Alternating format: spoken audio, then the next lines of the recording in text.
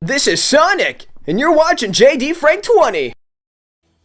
What is up, everybody? A new live-action Teenage Mutant Ninja Turtles reboot is in the works. Sonic producer Neal Mortiz will produce the film, with Paramount wanting to Sonicfy the Teenage Mutant Ninja Turtle franchise. Sound off below. Yeah, I've been going through the comments as of late on social media. In fact, you also got this information right here, where the live-action Teenage Mutant Ninja Turtles: The Last Ronin is no longer happening. They basically confirmed that that nobody was in talks to direct the film, and here's the reason why. At the same time, The Last Ronin, another live-action CG animation hybrid project, was in development, but it was put back on the pizza box.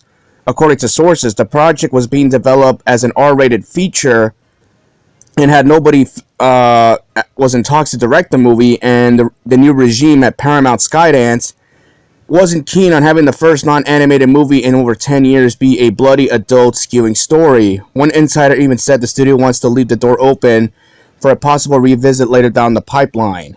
Now, I know a lot of Ninja Turtle fans are upset right now. Obviously, Paramount's saying, oh, Paramount's ruling the intellectual property. We want a dark edginess. We don't want this kiddie PG nonsense. You got to realize that Paramount, they want to Sonicfy the franchise because it's the right thing to do. They want to make everything PG safe. You got to realize, Sonic the Hedgehog right now is basically the gold standard of what Paramount wants a lot of their films to be going after. They've already made 3 Sonic the Hedgehog films that have generated over $1 billion already. They've already gone through Phase 1 already. They're already moving towards Phase 2, which is going to be Sonic 4, a Shadow the Hedgehog spin-off series, and an Amy Rose spin-off series, more than likely to close out Phase 2 before they go on to the next phase. This is all part of the plan. They're giving you quality storytelling. They're not going to oversaturate everything like MCU.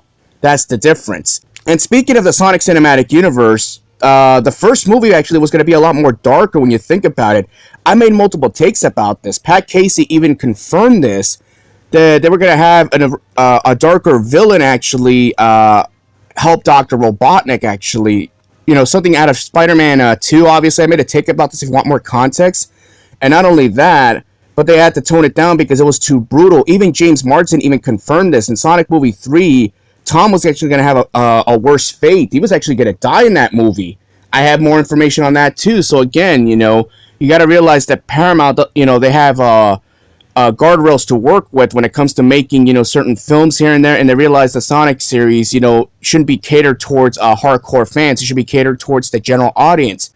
You see, they want to reboot everything and make a profit off of it. If they have to go out there and make another Transformers movie, they're going to get Michael Bay and go back to the way things were. Look at Transformers 1. It was a great film, don't get me wrong, but again, it didn't deliver the numbers that Paramount wanted, and there's a reason why the sequel was canceled. Again, peace out, everybody.